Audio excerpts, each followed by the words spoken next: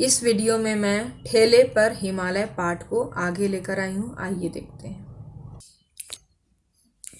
अब आगे के पाठ में देखते हैं। यहाँ पर वह रास्ते की चर्चा करते हुए आते हैं। धर्मवीर भारती जी वह बताते हैं कि उनके चेहरे को देखकर यहाँ पर शुक्ल जी कोई प्रतिक्रिया नहीं देते हैं।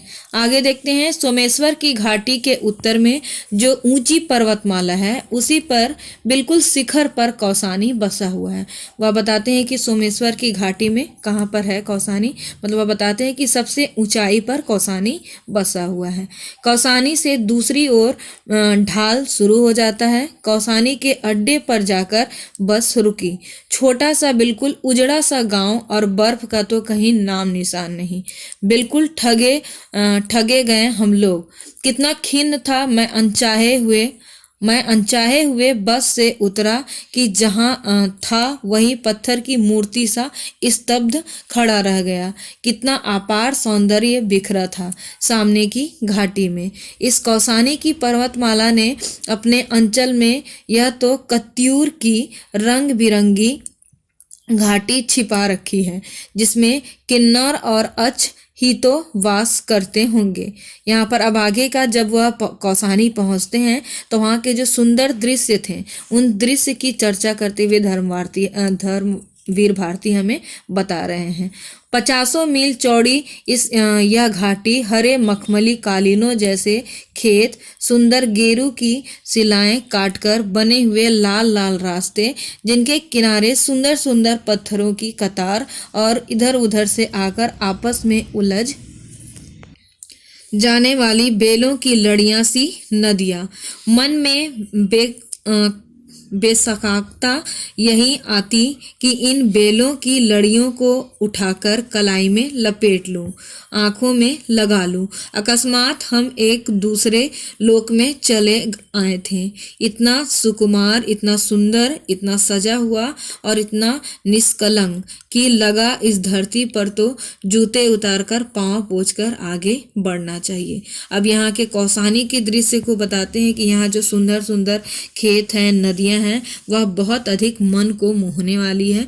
वह सोचते हैं कि यह कहाँ, यह जगह को देखकर उसकी प्रशंसा करते हुए कहते हैं कि वह कहाँ पर आ गए हैं। ऐसा लगता है जैसे ये दूसरी दुनिया है और यहाँ पर अपने जूते उतारकर पैर पोंछकर यहाँ पर आगे बढ़ना चाहिए। उस सुंदर दृश्य को देखकर उसका वर्णन करते हुए कहते हैं, धीरे धीरे मेरी निगाहों से इस घाटी को पार किया और जहाँ से खेत और नदियाँ और वनों के क्षितिज के धुंधलेपन में नीले कोहरे में घुल जाते थे, वहां पर कुछ छोटे पर्वतों का आभास अनुभव हुआ।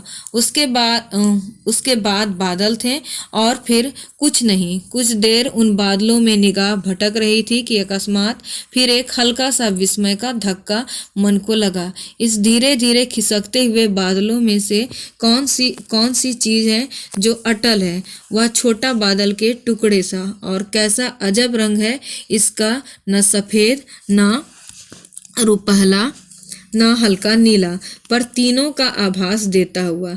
यह है क्या? बर्फ तो नहीं है? हाँ जी, बर्फ नहीं है तो क्या है? और अकस्मात बिजली सा यह विचार मन में कौंध आया कि इसी कत्यूर घाटी के पार वह नगाधिराज पर्वत सम्राट हिमालय है। इन बादलों ने उसे ढांक रखा है। जैसे वह सामने क्या है?